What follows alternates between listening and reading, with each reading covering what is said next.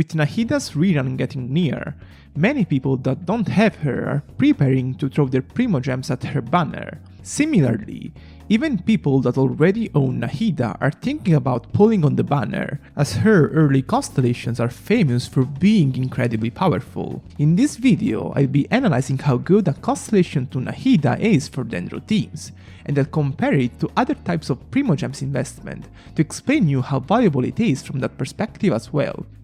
First of all, let's contextualize the perks Nahida gains from going up to Constellation 2 from Constellation 0.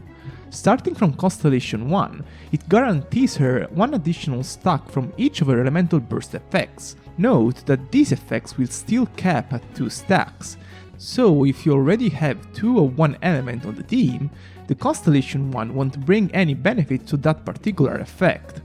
Constellation 1 is mostly seen as a quality of life buff for Nahida, and I align with this view. In particular, I would say the burst extension tied to the Hydro-related effect is the most useful. When Nahida first released, this wasn't seen as very useful, but to me it's now clear that it can come quite in handy, because many of the teams Nahida is used on have 25 seconds rotations. Think of all item spread teams, Sino teams in general, and other quicken teams with Fischl.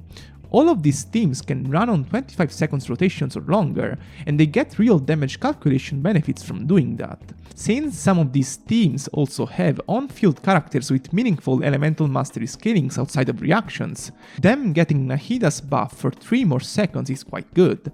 Still, even in the best case scenario, this constellation is just around a 4 to 5% team damage increase overall, which is also around the average for other Constellation 1's value.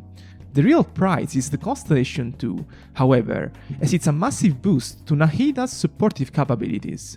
As long as the enemies are marked by Nahida's elemental skill, their defense will be reduced by 30% every time they get hit by a quicken-related reaction for 8 seconds, and all bloom-related reactions and burning get a crit-related multiplier, which translates to a 20% damage increase on average.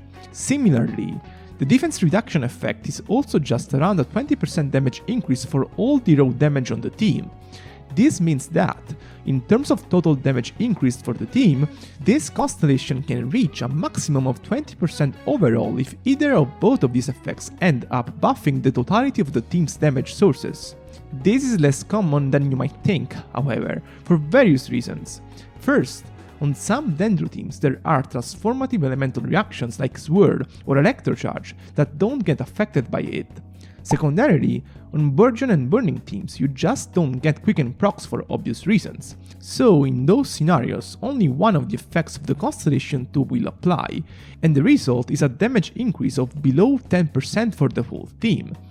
This doesn't happen on Hyperbloom teams, even the ones with 2 Hydro that don't get considerable quicken uptime, since you just need to get a quicken trigger every 8 seconds to activate the effects. For teams that can do this, the damage increase of the Constellation gets really close to 20%, which is quite incredible.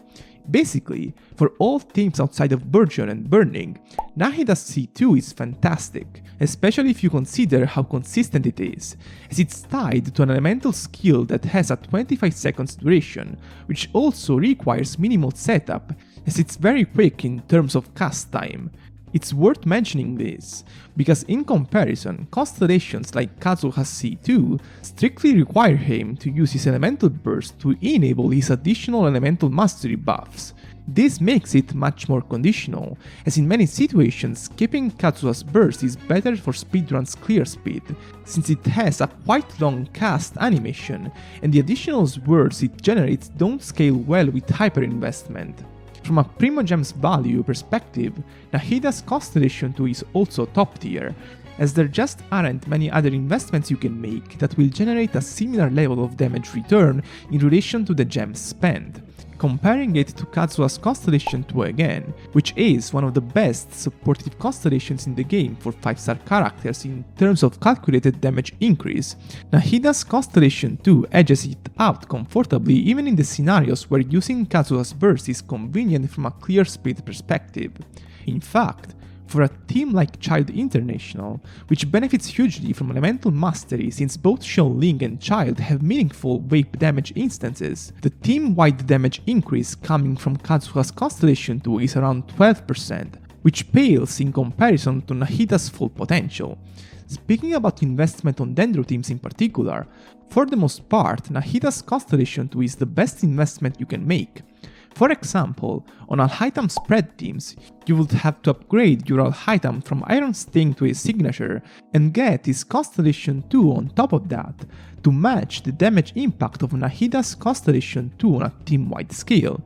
For Sino Aggravate teams, things are more balanced, since his C2 is a massive damage increase for his own damage, which translates to a team damage increase that's around 17%. These are the only two cases that are generally worth considering for Dendro teams, since they're typically not the teams that have the kinds of carries you can hyper-invest on to get a huge impact, unlike Freed's teams with Ayaka and Anemo teams with Shao or Wanderer, so Nahida's guaranteed team-wide buff becomes all the more valuable.